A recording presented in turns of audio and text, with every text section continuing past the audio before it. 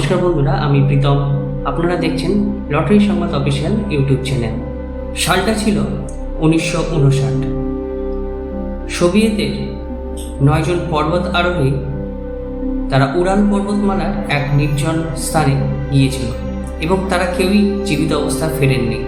Soviet সরকার বলেছিলেন কোনো এক অপ্রাকৃত শক্তির প্রভাবে তাদের মৃত্যু, কিন্তু আসল শক্তি কী তা কেউ জানে না, কারণ তাদের কাউকে পাওয়া গিয়েছিল খুলি ফাটা অবস্থায়, কারোর জীব উপড়ানো ছিল, কাউকে অর্ধনগ্ন অবস্থায় পাওয়া গিয়েছে। কেনই বা তারা পালাচ্ছিল? তো চলুন বন্ধুরা, আজ আমরা জেনে নেব ডায়েটলগ পাস ইনসিডেন্টের সেই ভয়ঙ্কর ইতিহাস। ফেব্রুয়ারি 1959 সোভিয়েত ইউনিয়নের উরাল পর্বতমালার এক নির্জন অঞ্চলে ঘটেছিল এমন এক মর্মান্তিক দুর্ঘটনা যা আজও সমাধান হয়নি। 9 জন তরুণ অভিযাত্রী যারা যাত্রা শুরু করেছিলেন মাউন্ট ওটারটেন জয় করার লক্ষ্যে। তাদের নেতৃত্বে ছিলেন 23 বছর বয়সী ইগর ডায়েটলভ।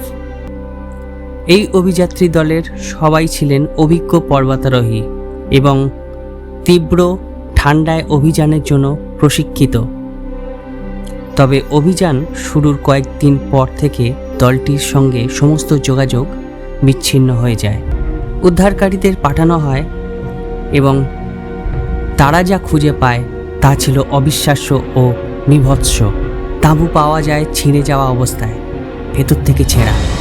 তাঁবুর ভিতরে ছিল জুতো, গরম জামা কাপড়, খাবার, সবই অক্ষত। তবে অভিযাত্রীদের কাউকেই সেখানে পাওয়া যায়নি। বরফের উপর পাওয়া যায় দৌড়ে পালানো খালি পায়ের চিহ্ন, যেন তারা আতঙ্কে হঠাৎ সব ফেলে রেখে পালিয়ে গিয়েছিল। এক এক করে পাওয়া যেতে থাকে তাদের দেহ, কেউ অর্ধনগ্ন, কেউ বা পুতুলের মতো পড়েছিল। সবচেয়ে বীভৎস চিত্র ছিল লিউডমিলা ডুবিনিনার দেহ।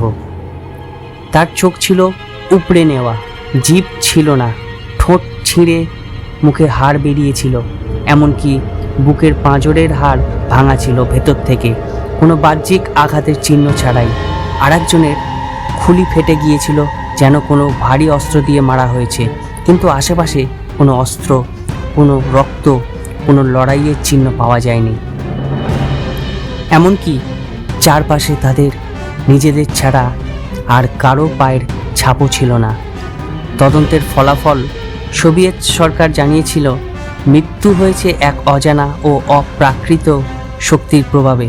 তবে এই অপ্রাকৃত শক্তি কি, সেই প্রশ্নের উত্তর কখনোই দেয়নি প্রশাসন। বিভিন্ন তথ্য সামনে আসে। কেউ বলেন এটি ছিল তুষার ধ্বংস, কেউ সন্দেহ করেন গোপন সামরিক পরীক্ষা, আবার কেউ বলেন ওই অঞ্চলে আছে কোনো আদিম রহস্যময় শক্তি যা আজও জেগে আছে, পাহারা দিচ্ছে পাহাড়।